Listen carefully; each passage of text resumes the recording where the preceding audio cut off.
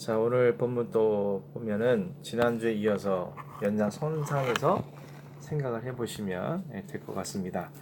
지난주 어떤 일이 있었죠? 가서 네 남편 데리고 와. 없어요. 네 말이 맞아. 5명 있었지만 지금 있는 사람도 내 남편이 아니야. 나에 대해서 모든 것을 아시는 분이다 라고 생각하니까 이 여인의 고백이 어떻게 바뀌었어요? 선생이여 하다가 선지자여 이렇게 바뀌었단 말이죠. 그러니까 모든 것을 지금 알고 있는 분이다. 예수님의 말씀을 통해서 뭘 확인했어요? 내 실체가 어떻다라는 것을 확인했어요. 난 지금까지 헛된 것들을 추구하는 인생이었구나. 헛된 것들, 다시 목마르게 할 것들을 위해서 이 인생은 소진한 어리석은 사람이었구나 라는 것을 딱 알게 된 거죠. 자, 그러니까 이 여인의 시선이 어디로 바뀌었어요? 좀 전까지는 물. 다시 목마르지 않을 물을 찾던 이 여인이 갑자기 예배라는 것에 초점을 맞추기 시작했다는 거죠. 좀 뜬금없지 않아요? 갑자기? 네. 믿음 있는 자인 것 같아요. 그죠? 글쎄, 믿음 선지자라고 있는 건지 고백하면서 어떤 건지. 가장 궁금했던 것이 예배니까. 그러니까요. 이게 거기에도 이제 연관성이 있겠죠. 어떤 연관성이 있느냐? 제가 몇 차례 얘기했지만 최초의 예배가 언제 일어났어요? 카인. 아니, 최초로 하나님을 스스로 이렇게 부른 때가 언제예요? 에노스. 에노스 때부터죠. 네. 에노스 때부터 비로소 여호와 이름을 불렀다. 네. 여호와 이름을 불렀다는 건 예배 행위를 나타내는 거거든요. 왜 에노스 때 처음으로 하나님의 이름을 부르기 시작했어요? 사람이 스스로 살 수 없다고 생각을 했기 때문에. 이 셋이라는 게 아버지인데요. 이게 계보가 어떻게 되냐면 아담과 하와가 처음 가인 낳고 아벨 낳았어요. 그다음에 근데 셋. 죽었어요. 쫓겨났어요. 이 두 사람을 대신해서 장자가 필요하잖아요. 셋이라는 사람을 태어났어요. 아담과 하와에게 세 번째 아들인 거죠. 근데 이때는 몇 년 살았어요? 900년. 평균 수명 900년이에요. 사람들은 자기네가 죽는다는 걸 모르고 살아요. 우리가 지금 70년, 80년 살아도 내가 죽는다는 걸 모르고 살잖아요. 잊어버리고 살잖아요. 하물며 900년, 1000년을 살았으면 이 사람들이 나 죽는 거 맞아? 이렇게 생각하면 살지 않았겠어요? 근데 이 셋이라는 사람이 뭘 알았냐면 사람은 죽는다는 걸 알았어요. 일단 뭐 간접적으로는 아모니 아버지한테 형이었던 아벨 형이 죽었다는 얘기를 들었죠. 또 육체적인 죽음을 본 거예요. 또 가인이 영적으로 죽었다는 걸 들었어요. 하나님께 쫓겨났으니까 죽은 인간, 죽은 거랑 똑같아요. 그리고 자기의 생전에 엄마 아버지 돌아가신 걸 직접 봤어요. 그러니까 사람들은 다 사람이 죽는다는 걸 모르고 있었는데 셋만큼은 사람은 죽는구나. 죽음이 어디로부터 와요? 죄로부터 왔구나. 우리는 죄 때문에 죽을 수밖에 없는 존재구나. 우리는 연약한 존재구나. 깨질 수밖에 없는 존재구나. 라는 걸 인식해서 잊어버리지 않기 위해 아들 이름을 에노스 이렇게 지은 거예요. 그러니까 에노스라는 뜻이 죽을 수밖에 없는 존재, 연약한 존재, 깨질 수밖에 없는 존재, 그런 뜻을 갖고 있는 이름이에요. 그러니까 애 이름을 그렇게 지었다는 건 이 아들에게 뭘 교훈해주기 위함이에요? 너는 하나님 없으면 안 돼. 너는 하나님 없으면 깨지고 연약하고 죽을 수밖에 없는 사람이야. 그러므로 넌 하나님을 찾고 구하는 삶을 살아야 돼. 이 사람들이 죽음이라는 걸 인식하게 되니까 어떻게 돼요? 생명의 주권자이신 내 생명의 주인이신 하나님을 찾게 되고 그로서 인해서 하나님의 이름을 부르기 시작한 거예요. 이 여인도 똑같은 패턴이에요. 지금까지 내 인생이 완전 한순간에 무너졌잖아요. 예수님의 한마디 때문에. 넌 지금까지 다시 목마를 걸 먹기 위해서 살아왔구나. 너 세상에 행복 쫓으며 지금까지 살아왔는데 네가 어떤 존재니? 얼마나 어리석고 불쌍한 존재니? 자기 자신에 대해서 딱 알게 되니까 자기 직시를 한 거예요. 야, 이런 나에게 정말 누가 필요하지? 하나님밖에 없는 거예요. 그러니까 시선이 예배라는 것으로 자연스럽게 이어진 거죠. 자, 이 말씀을 통해서 누가 진짜 예배자가 될 수 있어요? 자기 직시를 바르게 하는 사람이 진짜 예배자로 살아갈 수 있는 거예요.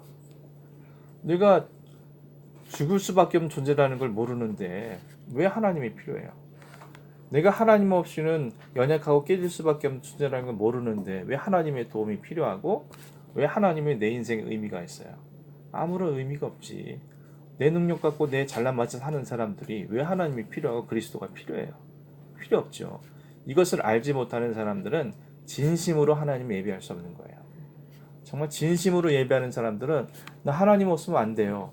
나 하나님 없으면 죽은 목숨이에요. 하나님 없으면 난 깨지고 정말 연약하고 어찌할 수 없는 그런 존재예요 라는 것을 인정하니까 하나님을 갈급하게 찾게 되는 거예요. 또 얘기한 적도 있는데 야베스의 기도라는 얘기 많이 들어보셨죠? 네. 야베스란 인물에 대해서 성경은 딱 두 절만 얘기해요. 역대상 4장 29절 30절 말씀이 19절 20절 말씀인가? 헷갈리네. 어쨌든 거긴데 9절 10절 4장 9절 10절. 근데 그 야베스란 이름이 무슨 뜻이냐면 고통과 환난이란 뜻이에요. 이 배자가 들어가는 건 별로 안 좋은 뜻이에요. 이 히브리어에서.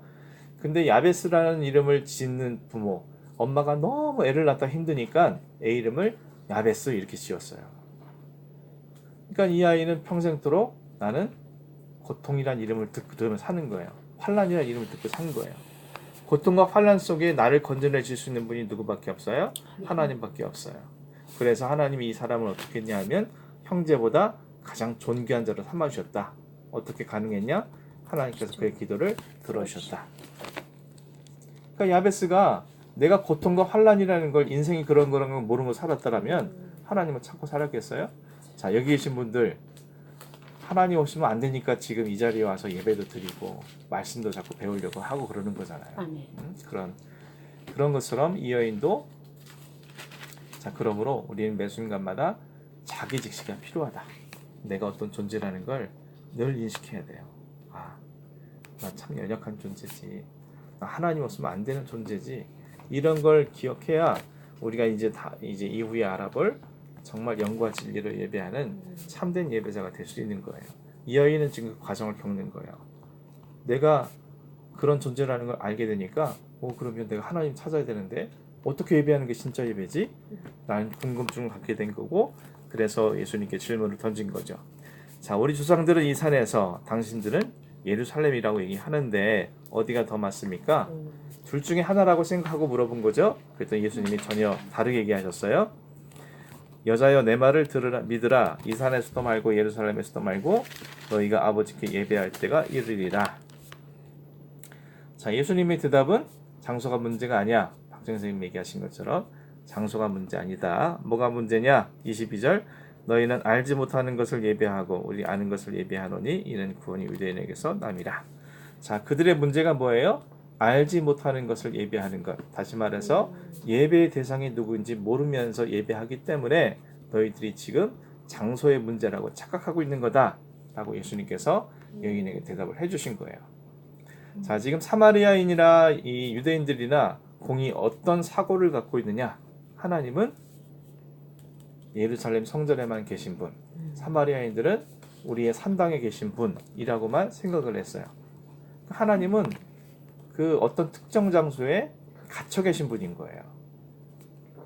그러니까 사람들이 하나님에 대한 바른 이해가 없이 지금 예배하려고 하니까 그 예배가 진짜 예배가 될 수 없는 거죠. 우리가 진짜 예배를 드린다는 건 예배의 대상이 누구이신지에 대한 정확한 믿음과 이해가 있어야 돼요. 그래야 그 예배가 의미가 있는 거지. 내가 지금 누군가에게 막 예배하고 막 찬양하고 말씀 듣고 기도하는데 누군지 몰라. 그게 무슨 의미가 있어요? 내가 예배하는 대상이 어떤 분인지 알아야 그게 의미가 있는 거죠. 자, 근데 여기서 안다라는 말은요, 경험하다, 체험하다 그런 뜻을 갖고 있어요. 그러니까 아는 게 그냥 지식적으로 하나님 누구시지가 아니라 내가 삶을 통해서 하나님은 어떤 분이지, 하나님은 어떤 분이셔 라는 그런 경험과 체험을 가진 사람이 진짜 예배를 드릴 수 있다라고 예수님께서 말씀을 하신 거예요. 자, 이를 위해서는 우리 예배 전에 어떤 체험이 있어야 돼요? 하나님은 누구이신가? 내가 만난 하나님이 있어야 돼요. 내가 만난 그리고 내가 경험한, 내가 인지한 그런 하나님에 대한 고백이 있어야 그 예배가 정말 바른 예배로 출발할 수 있는 거예요. 일주일 동안 하나님이 누구신지 생각 한 번도 안 해봤던 사람이 갑자기 주일날 와가지고 예배 드린다 앉아있는 게 얼마나 우스운 일이에요. 일주일 동안 아예 제껴놓고 잃어버리고 살았던 사람이 하나님이 예배한다고 앉아서 막 경건한 척하면서 찬송도 높이 부르고 크게 부르고 막 기도도 열심히 하고 하나님 입장에서 봤을 때 무슨 생각하셨겠어요? 저런 가증스러운 것 같은 이라고 생각하지 않으시겠어요? 그러니까 하나님이 누구이신지 생각하고 늘 하나님 만나려고 하고 그래서 이사야서를 보게 되면 너희는 나를 만날 만할 때 만나라 찾을 만할 때 찾으라 하나님 만나주시기 위해 늘 역사하시고 또 보여주시기 위해서 우리를 찾아오시는 분이신데 우리 눈이 자꾸 다른 것만 봐요. 세상만 보고 사람만 보고 일만 보고 문제만 보고 언제 그러니 하나님 만나고 찾을 수 있겠어요. 그러니까 하나님께서는 나 지금 좀 이따 이제 보겠지만 자 그래서 예수님이 하나님이 어떤 분이신지 소개했어요. 하나님 누구시냐 하면 아버지 하나님은 영 이렇게 소개를 했어요. 그러니까 영이라는 건 형태가 없잖아요. 그죠? 어떤 외형을 갖고 있는 게 아니잖아요. 하나님이 십계명에 그렇게 명령하셨어요. 너는 나의 형상을 만들지 말아라. 그걸 뭐 하늘에 있는 새 같은 형상이라든지 물고기 형상이라든지 짐승의 형태라든지 어떤 모양으로도 나를 빚어서 만들지 말아라. 왜냐? 하나님이 영이시기 때문이에요. 왜 하나님이 영이셔요? 모든 사람의 아버지가 되어주시기 위해서 영으로 존재하시는 거예요. 만약에 하나님이 정말 2000년 전에 예루살렘 성전에만 계시는 분이시다. 어떤 형태를 갖고 계신 분이시다. 그러면 그 시간과 공간에 갇혀 계신 분이기 때문에 오늘날 우리에겐 의미가 없어요.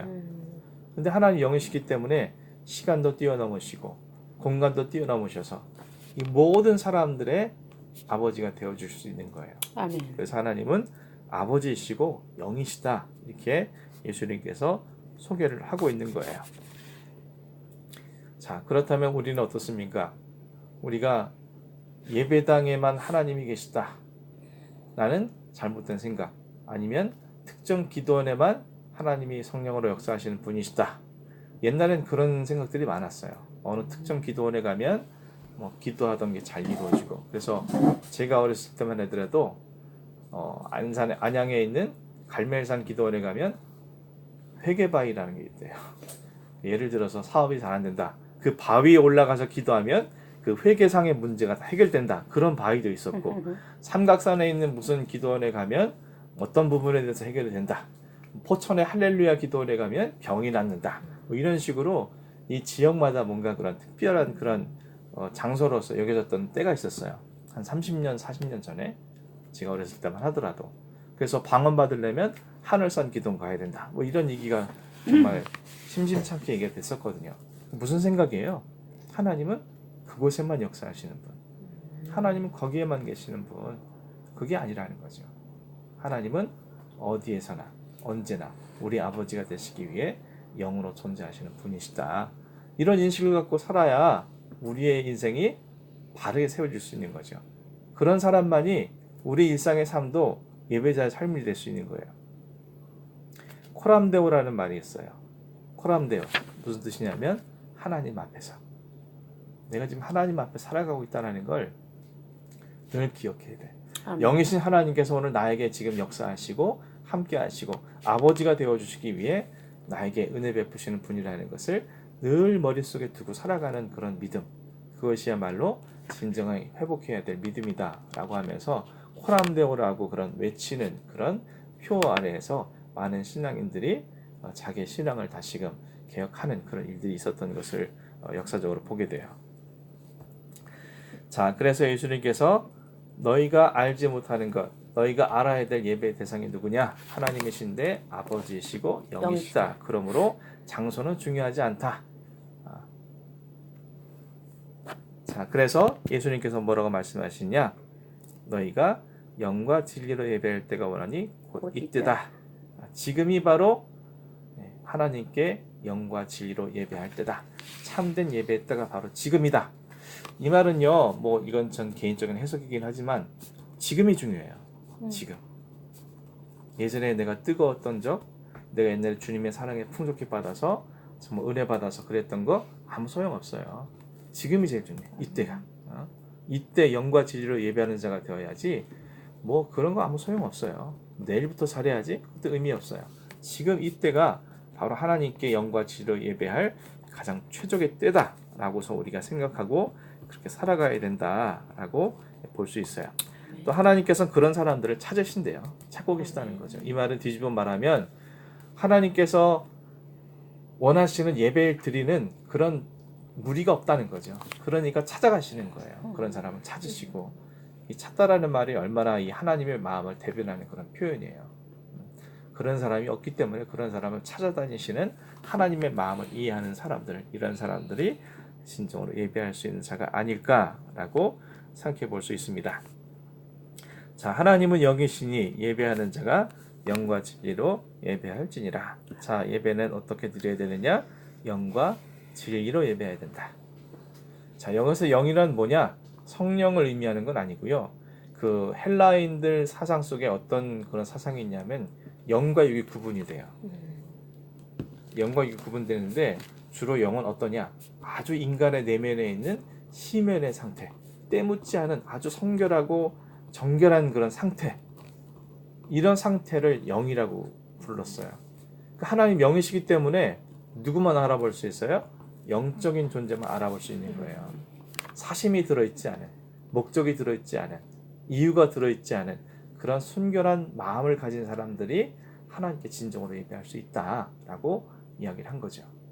자, 이 말은 무슨 말이냐면 목적 있는 예배를 하나님은 거부하신다는 얘기예요. 우리는 안 그러지만 많은 사람들이 목적을 두고 하나님께 예배해요. 목적을 두고. 주로 어떤 목적을 둘까요? 네. 기복. 잘 되는 거죠. 잘 되는 거. 내가 바라는 게 잘 되길 바라는 마음으로 마치 이 조상에게 제사를 지낼 때 정성을 다해서 제사 음식을 만들고 정성을 다해서 제사상을 차리고 그렇게 정성을 들여야 그 조상들이 자기를 돌봐준다라고 생각하는 것처럼 마치 하나님 앞에 정성을 들여서 내가 예배할 때 내가 원하는 것들이 이루어진다라는 그런 목적을 두고 하나님께 예배를 하는 거죠. 더 나아가서 내가 이렇게 예배하지 않으면 하나님으로부터 뭔가 혼나지 않을까라는 그런 두려움 때문에 예배하는 사람들도 적지 않다. 내가 이렇게 정성을 들여야지, 또는 내가 이렇게 하지 않으면 혹이라도 있을지 모를 불상사를 우리가, 그래서 이 사도 바울이 전도여행을 떠날 때 아덴이라는 곳에 그런 장소가 있어요. 우리가 알지 못하는 신의 제단. 무슨 뜻이냐면 혹여라도 우리가 알지 못하는 신이 있는데 우리가 그 신에게 모르지만 정성을 들이지 않았기 때문에 혹여라도 이 로마라는 나라에 재앙이 생기거나 우리가 사는 동네에 뭔가 문제가 생기지 않도록 그 신을 달래기 위한 제단을 따로 있었어요. 알지 못하는 신을 위한 제단. 얼마나 그 사람들이 기복적인지를 알 수 있는 그런 대목인 거죠. 자, 그러면 우리가 하나님을 예배함에 있어서 순결해야 된다. 정말 이유가 없어야 돼요. 하나님이니까 우리가 예배하는 거지 뭐 거기에 목적이 들어가면 안 돼. 사심이 들어가면 안 되고 거기에 뭔가 예배라는 것이 이용되면 안 돼요. 그러니까 순전한 마음으로, 정결한 마음으로, 정말 이 시면의 그런 모습으로 하나님을 찾고 하나님을 예배하려고 하는 사람들, 이러한 사람들이 진짜 하나님을 예배하는 예배자다라고 설명을 하고 있는 거죠. 찬양 중에도 그런 찬양이 있죠. 다른 어떤 은혜 구하지 않으리. 오직 주님만이 나의 삶의 친구 되기를 원합니다. 내가 그런가? 주의 얼굴을 구하기 원합니다. 그래서 주님 사랑합니다. 그 찬양도 있잖아요. 다른 어떤 은혜 구하지 않고 내가 하나님 얼굴만 구하기 원한다. 이렇게 고백하는 것. 그것이 바로 요즘에 그 찬양 잘 안 부르지? 너무 좋은 찬양인데 진짜. 한 번씩 불러요. 안 부른 줄 모르지. 자, 그러면 영으로 예배하는 사람들이 어떤 사람들이냐 우리가 좀 찾아볼 필요가 있겠죠. 자, 이 구약의 제사를요 빼놓을 수가 없어요. 왜냐 하나님이 직접 가르쳐 주신 맞아. 예배 방법이기 때문에 이 제사라는 걸 떼놓을 수가 없는데 우리가 제일 읽기 힘들어하는 레위기 한번 찾아보겠습니다. 1장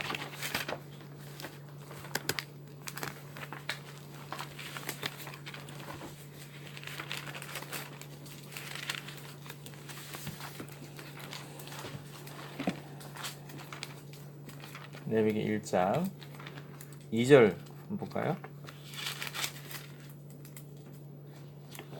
읽어보겠습니다. 시작. 이스라엘 자손에게 말하여 이르라. 너희 중에 누구든지 여호와께 예물을 드리려거든 가축 중에서 소나 양으로 예물을 드릴지니라. 아멘. 자, 누구든지 여호와께 예물을 드리려거든. 누구든지라는 말은 우리가 생각하는 모든 사람들은 반드시가 아니라 예물을 드리고 싶은 사람들, 자원하는 사람들. 누가 하나님께 이 소나 양을 갖다 드리려고 하겠어요? 누가 이때 소하고 양은 좀 이따 보겠지만 흠이 없어야 돼요. 굉장히 비싼 소와 양을 갖다 드려야 되거든요.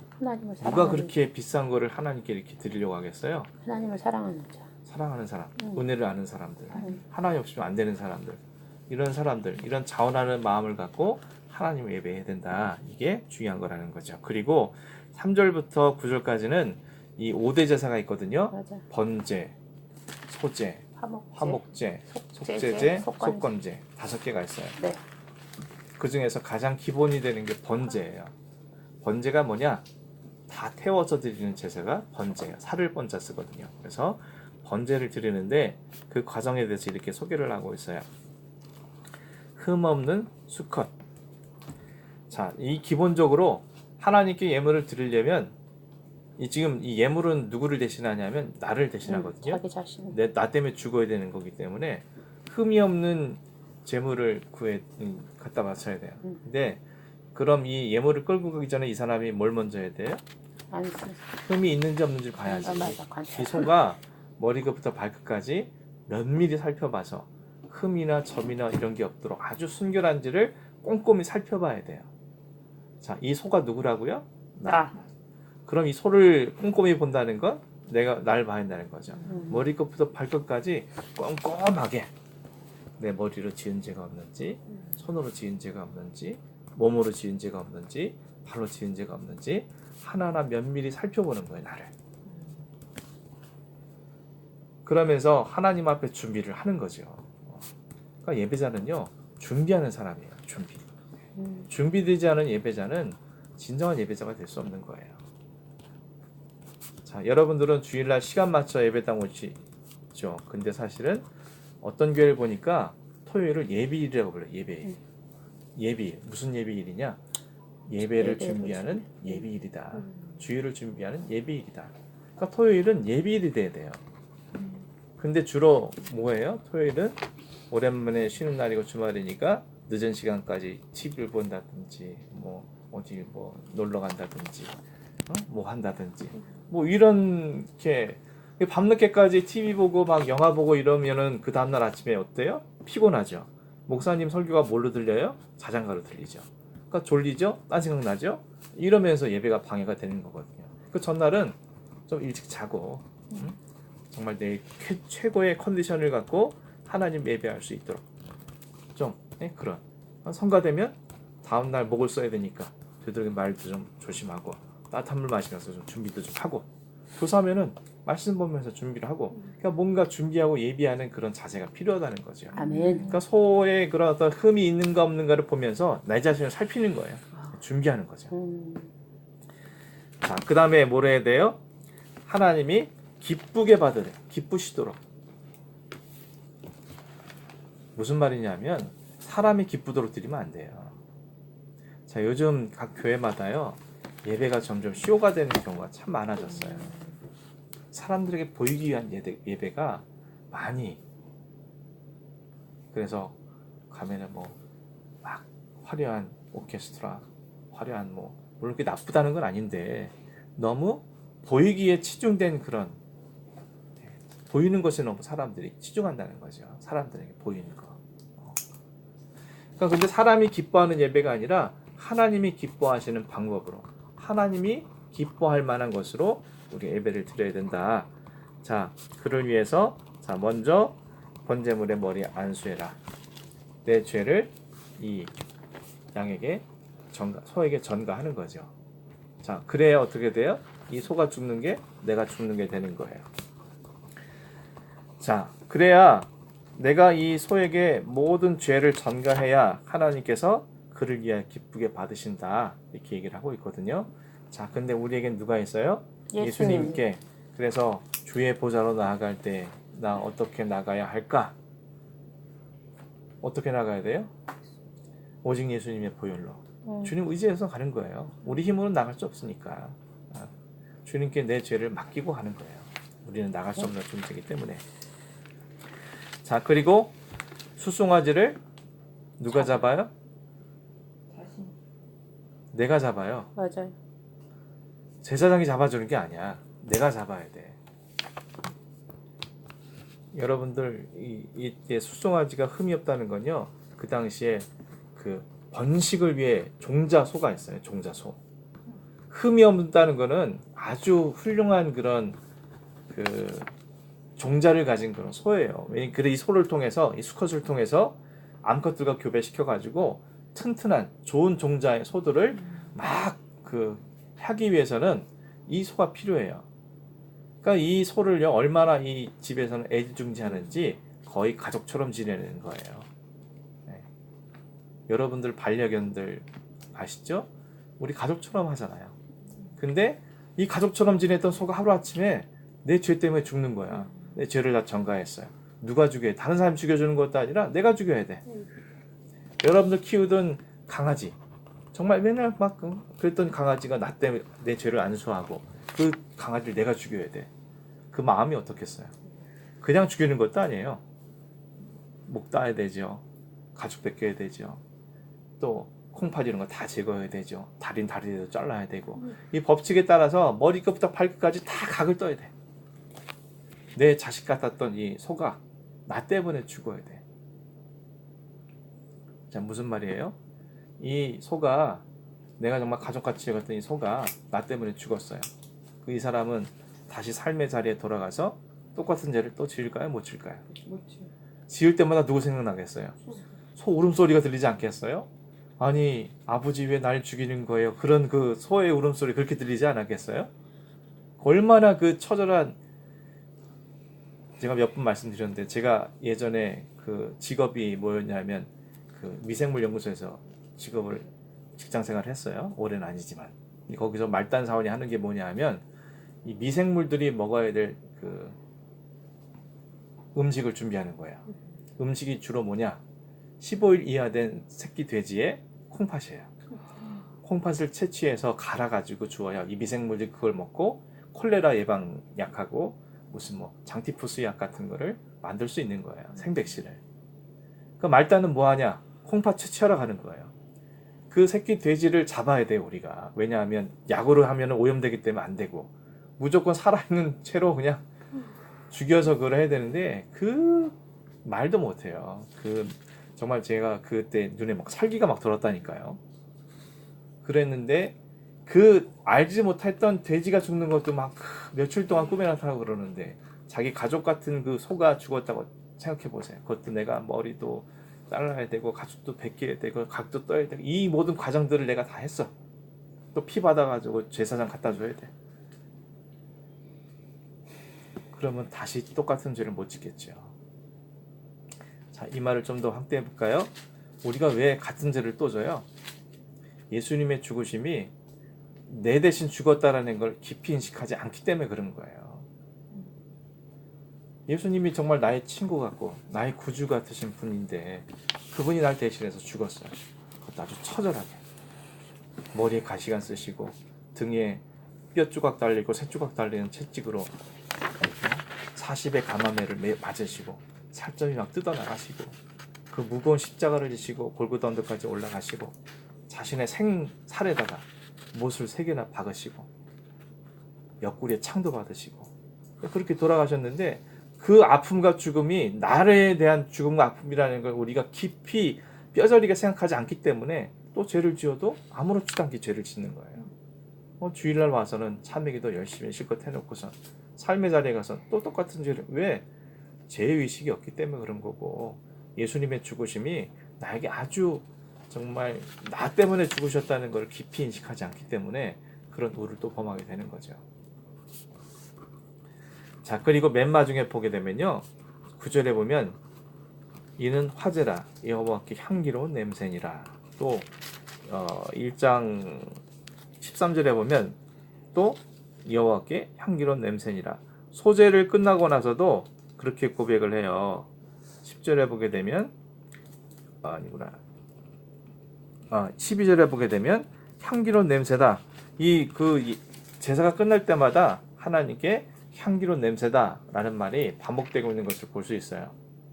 자, 이 말은 뭐냐 하면 너희가 소를 가져왔는지 양을 가져왔는지 염소를 가져왔는지, 아주 가난한 사람들 산비둘기를 냈거든요. 제 예물로. 산비둘기 가져왔든지 곡식으로 드렸든지 나는 상관하지 않아. 나는 오직 냄새만 받아. 냄새라는 게 어때요? 여러분 소 태우는 냄새가, 여러분들 배가 막 빵빵하게 막 잔뜩 먹었는데 또 옆에서 소고기를 누가 굽고 있어요. 역겨. 어때요? 냄새가. 배가 아주 빵빵해. 소고기 잔뜩 먹어도 배부른데 옆에서 또 소고기를 또 구워. 또 먹으라고. 그러면 좋아요, 그래도? 정말 고기를 좋아하시는 분은 좋아할지 모르는데. 그렇게 막 배가 빵빵한 거 먹어본 적. 아, 그래요? 예를 들어서. 아니 정말, 그런데 또 소를 굽는다고 생각을 해보세요. 얼마나 그 냄새가 역겨워요. 지금 이 이스라엘 백성은 200만 명이에요. 200만 명이 지금 제사를 지내려면 죄 지은 사람이 뭐 10%만 하더라도 몇 명이에요? 20만 명이잖아. 뭐 1%, 2만 명, 뭐 0.5%, 뭐 10,000명, 10,000명이 제사를 지낸다 생각해 보세요. 그 냄새가 정말 그냥 냄새겠어요? 그냥 향긋한 고기 굽는 냄새가 아니라 정말 그 역겨운 소 피 비린내, 또 소 울음소리, 양 울음소리, 거기다가 막 그걸 태우는 냄새, 막 얼마나 그게 생각만 해도 막 끔찍하지 않아요? 근데 그건 하나님께서 향기로운 냄새를 받으신대. 왜 그런가? 그 사람의 마음만 보시기 때문에 그런 거예요. 그냥 소 태운 냄새를, 향기로운 냄새를 받으신 게 아니라 드린 사람의 마음을 보고 계시다라는 것을 볼 수 있는 거죠. 이게 바로 영으로 드린 예배예요. 영으로. 자, 그 다음에 영과 뭘로 예배 드린다고요? 진리. 진리가 뭐예요? 진짜죠, 진짜. 가짜가 아니라는 거예요. 그냥 겉으로만 예배당에 뜰만 밟고 돌아가는 게 아니라, 겉으로만 예배 드린 척하고 돌아가는 게 아니라, 겉으로만 경건한 척, 거룩한 척이 아니라 정말 진짜로 예배 드려야 된다는 거예요. 진짜. 하나님 진짜로 원하신다는 거예요. 가짜가 아니라. 하나님 사람의 마음의 중심을 아시는 분이시죠? 외모로 취하지 아니하시고 그 사람의 중심을 취하신다고 그랬어요. 하나님 여러분들 마음 모를 것 같아요? 다 알죠. 이미 얘가 진짜 백인지 가짜 백인지를 너무나 정확히 아시는 분이셔. 그런데 그 하나님 앞에 어떻게 우리가 속일 수가 있어요? 못 속이죠. 그 하나님이 진짜, 그러니까 진심으로 최선을 다해서 진짜 예배를 드리기 위해서 우리는 매 순간마다 정말 내가 진짜 예배자가 되겠다라는 그런 갈급함을 갖고 주님 전에 나와야 한다라고 말씀을 한 거예요. 자, 이와 같은 설명을 듣고 나자 여자가 뭐라고 물어봐요? 메시아에 대해서 관심이 또 돌아가죠. 맞아요. 이게 점점 확대되는 게 보이시죠? 맞아요. 처음에 물, 그 다음에 선지자, 예배, 메시아. 이제 구원자에게까지 이 여인의 시선이, 어떻게 믿음이 짧은 시간이지만 계속해서 성장해 나가는 게 막 보이죠. 네? 그게 이제 예배자에게 주어진 은혜라는 거예요. 자, 이 여자가 어떻게 됐어요? 이제 진짜 예배자가 되기 위해 메시아, 그리스도에 대한 관심을 갖게 된 거예요. 그러니까 예수님 뭐라고 말씀하셨어요? 내가 말하는 내가 바로 메시아, 그리스도다. 이 여자가 만났어요. 이제 드디어 예배자로서 정말 가장 중요한 덕목인 그리스도를 만남. 그 만남을 통해서 이 여자가 참된 예배자가 된 거죠.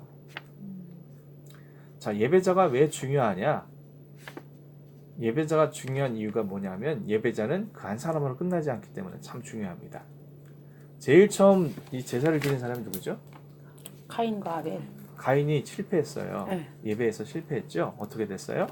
살인했어요. 살인했죠. 네. 그 후회가 어떻게 됐어요? 완전 살인자 집안이 돼버렸어요. 맞아. 그 아들인가 손자도 라멕이라는 라멕. 사람이 뭘 만드는, 그 라멕의 아버지가 누구냐? 두발가인인데, 두발가인이 무기를 만드는 조상이었어요. 뭐 좀 더 확대하자면, 이 가인의 후예들이 주로 뭐냐면 음악의 조상, 그 다음에 농사의 조상, 뭐 이런 기계 만드는 조상. 사실은 이 조상이라는 건 가장 뛰어난 존재가 되었다는 얘기거든요. 그러니까 아버지가 무슨 아이들로 키웠다는 거예요. 인류의 정말 최고의 그런 존재가 되도록 만들었다는 거예요. 성을 쌓아놓고선 그 안에서 정말 최고가 되도록 키웠다는 거죠. 근데 이 애들이 무슨 짓을 했어요? 무기 만들었어. 라멕이라는 사람이 뭐라고 그러냐면 어떤 소년이 나에게 잠깐 상처를 줬거든. 내가 화가 났어. 죽였어. 이걸 막 노래로 만들어서 불렀어요. 가인을 위해서는 뭐 7배일진데 자기를 위해서는 77배다. 그리고 벌이 늘어났다는 걸 공격을 하고 막 얘기해요. 아, 나 이런 죄 지었다. 자, 이거 얼마 전에 정준영 그 무슨 뭐 카톡 단체방 봤죠? 서로 자기가 지은 죄를 자랑해요. 서로에게 막. 나 이랬다. 너 뭐 이럴래? 뭐 난 뭐 경찰 뭐 빽 있어? 뭐 이런 식으로 자기 죄를 막 자랑하는 그런 시대 속에 살고 있다는 거예요. 걔네들 누구예요? 사람들의 인기를 얻고 사는 스타잖아요. 인류가 된 사람들이 많은 사람들에게 정말 아무나 살 수 없는 그런 인류의 삶을 살아가는 사람들인데 어떻게 돼요? 죄를 자랑하는 그런 시대. 아버지가 잘못 키운 거죠. 어쨌든 그 가인이 실패한 예배자가 되었기 때문에 그로 인해서 파생되어진 결과가 어마어마했어요. 그 사람이 머문 곳에 죽음이 있는 거예요. 자, 근데 오늘 이 여자가 성공한 예배자가 됐죠. 그리스도를 만났으니까. 이 여자 때문에 어떻게 됐어요? 다음에 보겠지만 온 동네가 예수를 믿게 됐어요. 한 사람이 예수 만나니까 그 여인이 머문 곳이 예수 믿는, 예수의 생명이 넘쳐나는 그런 자리가 되었다는 거예요. 자, 우리가 예배에 성공하고 실패하느냐가 참 중요해요. 우리가 예배에 실패한 사람이 되면 세상과 사람들을 해치는 흉기가 될 수밖에 없지만 우리가 성공한 예배자가 되면 그런 나를 통해서 주님은 많은 사람들에게 생명과 구원을 허락하시는 그런 도구로서 사용하신다. 그러니까 나 한 사람의 문제가 아니라는 거예요, 이거는. 자, 예를 들어서 여러분이 예배 시간에 정말 진실로 하나님을 예배하고 준비된 예배자가 돼서 영으로 하나님을 정말 예배했어요. 그 하나님이 그런 자를 찾아주시고 그런 자 만나 주셨어요. 그리고 하려고 하면 은혜를 부어주셨어요. 그런 사람이 세상에 딱 갔어요. 어떤 일 앞에 좌절하겠어요? 하나의 은혜를 풍족히 받았는데 누가 남편이 나를 괴롭히고 나를 시험 들게 해도 누가 넘어가겠어요?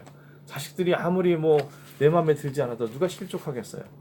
그 은혜 때문에 사는 거예요. 은혜 때문에 그걸 넘어설 수 있는 거예요. 근데 예배 시간에 하나님 만났는지 어떤지도 모르겠고 그냥 뭐 1시간 그냥 때우고 왔다라는 생각을 갖고 살아왔는데 세상에 막 남편이 나를 시험 들게 해요.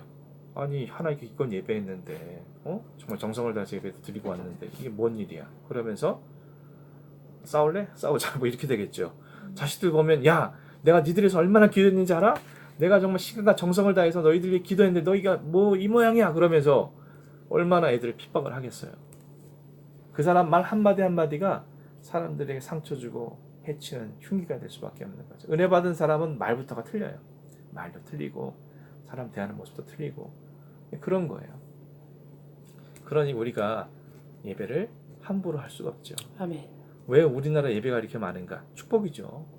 예배가 많다는 건 그만큼 내가 은혜 받을 수 있는 성도가 많다는 거예요. 그렇기 때문에 제가 맨날 매주마다 똑같이 녹음기 틀듯이 여러분 공예배에 참석하세요 얘기하는 거는 다른 이유가 아니에요. 예배 아니면 우리는 제대로 살아갈 길이 없어요. 하나님 예배하는 것만이 신앙인으로서 생명을 얻을 수 있는 길이기 때문인 거예요. 아멘. 그래서 여인에게 이와 같이 권면을 하시고 내가 그리스도다 당신을 계시해 주시고 만나 주시고 여러분 진정한 예배자가 되면 주님이 내가 지금 네 앞에 있다. 내가 그다. 내가 내 메시아다. 그리스도다. 라는 것을 우리가 보여주시고 그런 말미암아 정말 감당할 수 없는 은혜를 우리에게 부어주시는 그런 역사를 경험하게 될 것이다. 아멘.